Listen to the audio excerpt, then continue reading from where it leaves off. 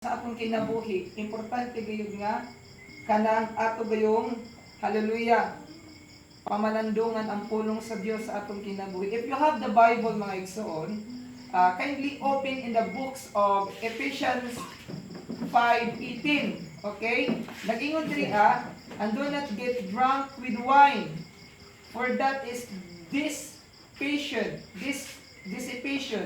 but be filled with the Spirit. So, mag-ampo sa ta. Heavenly Father, in the name of Jesus, by the power of the Holy Spirit, magapasalamaton kami Ginoo ninintak na sa kagabion, Lord God. Diya kami, Lord, nagakatigom, nagakatapok, Ginoo, nagahiusa alang sa dakong katuyuan, Lord God, sa dako, Ginoo, hallelujah, na mga pagkahiusang pag-ampo diha kanimo, Ginoong Dios, wala kami. Ephesians, sa lugar sa Ephesians, no? Naa sila ginatawag og kanang Dios, ginatawag ni siya og ginatawag ni siya igsuon og kuan si Dayan o Diana, the god of wine. So, kung magsimba sila sa ilang Dios, ang ilang buhaton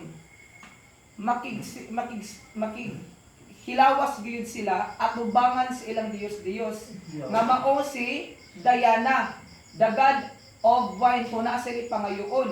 So, niingon si Pablo nga ayaw kamo paghubog-hubog. Hinuon tinguhaa nga mapuno kamo sa Espiritu Santo. Sumunod gusto sa Ginoo nato karon nga panahon. Hinumduman nato igsuon nga naa nata sa katapusan ng mga adlaw. Naa nata sa katapusan ng mga oras. So gamay na lang magudud ko ang igsuon ma-fulfill na ang prophecy sa Bible. So, asa may atong buhaton? We have to pray. Amen. We have to read the Bible. Kinahanglan nga atong i-consecrate ang atong kinabuhi diha sa mga pag-ampo, diha sa mga pagbasa sa pulong sa Dios, o diha sa mga pagdaig sa Ginoo. The reason why nganong daghan kaayo na mga Kristohanon nga nabitik, nalitag sa kaaway, it is because they are not filled with the Holy Spirit. Mo nang ang pulong sa Dios nag-ingon nga but be filled with the Holy Spirit. Hinuon tinguhaa nga mapuno kamo sa Espiritu Santo. Sa unsa mang paagi igsuon nga mapuno kita sa Espiritu Santo sa panahon nga naatay private devotion diha kaniya. Okay, reading the Bible.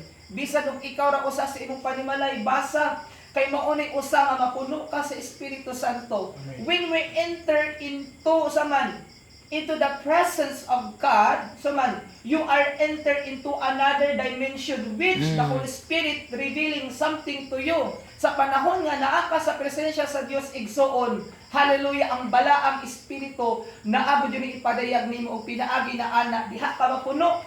Dili ba ka mapuno igsuon sa mga lugar nga dili ka lakbit sa atong espirituhalong aktibidad. Amen. Kung moadto ka og bungawan ay bulangan, di ba ka mapuno hinuon, mapuno ka dito sa mga butang nga makapahugaw sa atong beste. Kung moadto po ka igsuon sa diskuhan, di ka mapuno. Mao na nangingon ang pulong sa Dios nga atong itutok ang atong mga mata or atong hunahuna diha sa lagitnon na mga butang, dili sa mga yutan-on na mga butang. Because if we are always filled with the Holy Spirit igsuon, wala gay lugar ang mga kalibutanong butang. Because ang atong hunahuna at atong kasing-kasing nakapokus madiha sa mga lagitnon na mga butang. Amen. So ang mga pandasig karon mga igsuon, no, we are living in these last days. We are living in this prophetic time. What we have to do, all we need to do is we need to consecrate our life into the presence of God. Kung mahuli gusto sa Dios nga ang atong kinabuhi mapuno sa mga espirituhanong butang. Amen. Dili ta makadali-dali atake sa kaaway. To God be all the glory. Amen.